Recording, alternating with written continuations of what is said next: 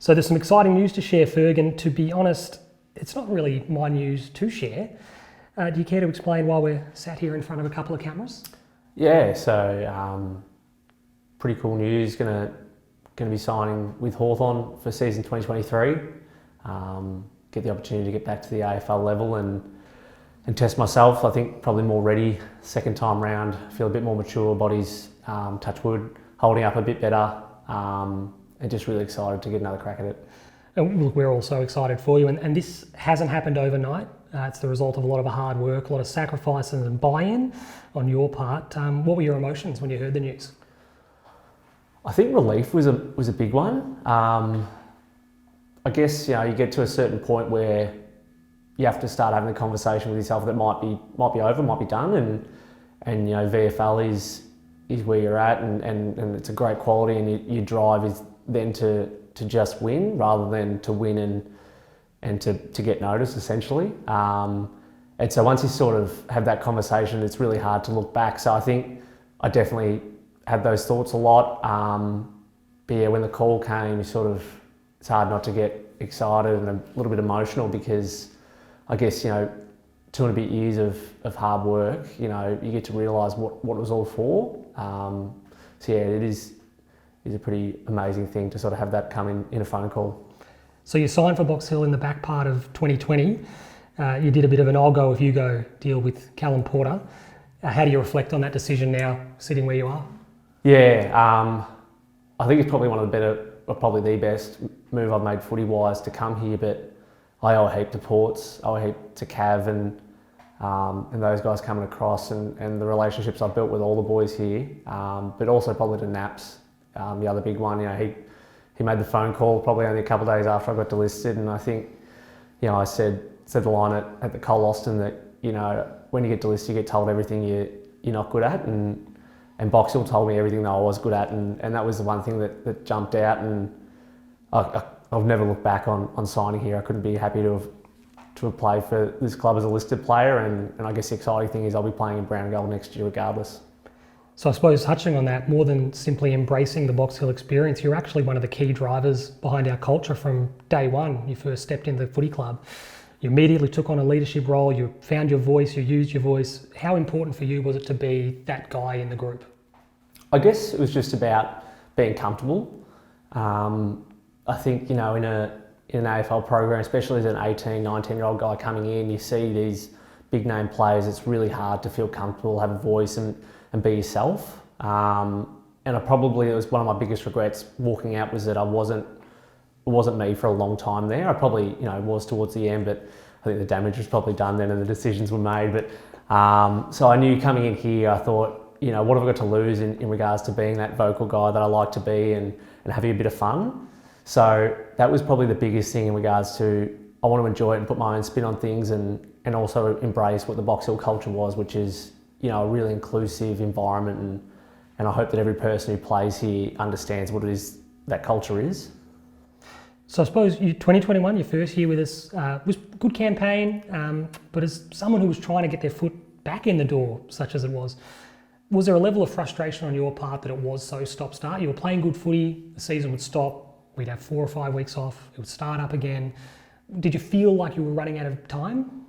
I think so. I was probably lucky that I got to play some footy in 2020 in the hub games, and so 2021 you had to take it with a grain of salt that we were lucky to be playing given the year that was just had, but it was really frustrating. You start to put games together and then it stops, and you're sort of like, oh, this is really not a great time for me to not be playing footy. So it was, such a challenge, but at the same time, we got to play a game against, I think, a couple of games in front of no fans just so we could get a game up and going. It was such a weird time. But it was, I think, even on the part of the team, we were really building towards the back end of 2021, finished third when the season got called. I think that was the bit that stung the most, where you sort of go, geez, we could be on here. So yeah, from a personal perspective and a team perspective, I think it was challenging, but you tried to look for all the positives you could. I suppose then 2022, we leap into that, and from a personal point of view, it was better again. What did you put your form down to this past year? I think I came in really good nick from the pre-season. I didn't try not to miss any sessions. No excuses in regards to my body not being 100%. And from there, just wanted to keep building. We also brought in Cav, who, as I mentioned before, he was huge to me in the forward line. We have a tremendous connection. And just being able to work with him when I already had that established relationship and sort of pretty much knowing I was going to be playing next to him week to week was big. You get a lot of change in an aligned club. So to have a guy who you knew you were going to lean on week to week in that forward line was really big for me. And, I think just having that confidence going out week to week that I can influence a game was a really big thing, to have that confidence and just believe in your ability. So 2021, stepping back just a tiny bit there, one of the key relationships you formed was Sam Mitchell, who you ended up having a great sort of back and forth with. Tell us a bit about your relationship with Mitch and then the role he played in this process. Yeah, I think I was intrigued about Sam before I got to the club. You always hear conversations about what they were like at different things, and I think the biggest thing you heard was his IQ was through the roof. And I guess I was interested to sort of see how that was going to come across, and it was almost the opposite. I didn't really care that much about his footy stuff because I had so much fun just in a conversation with him, and he was generally potting me in front of the group, which was always fun to cop. But I had a really strong relationship in my first year here when he was coaching.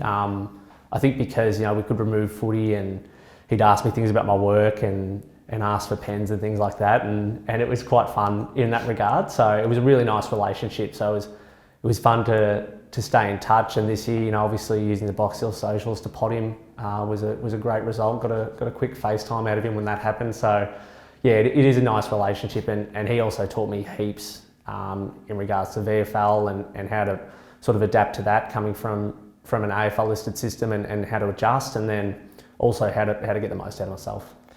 And then lastly, I suppose you've lived the AFL experience once before. You mentioned now you feel like you're in a better position to make the most of this opportunity second time around, but knowing what to expect is one thing. Now that you're back in an AFL system, what are your immediate goals?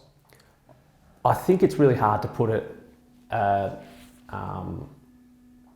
goal together. I think the biggest thing is I just want to go in and make sure I walk out knowing, regardless how long I'm there for, that I did everything I could, and I mentioned before just being comfortable. I'm 24, walking into Hawthorn now, so it's a pretty young group. I'm pretty excited. I've worked with a lot of the guys who are there now through Box Hill, that I get to work with them on a full-time basis and get to grow with them, help them mature as footballers. But also, I think as a footballer, if you're not wanting to be successful and be competitive, then you're probably in the wrong industry. So, I'm going there to get the most out of myself, but also to get the most out of Hawthorn.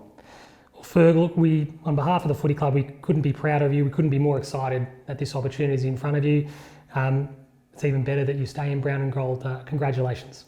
Thanks, Budge. Cheers, mate.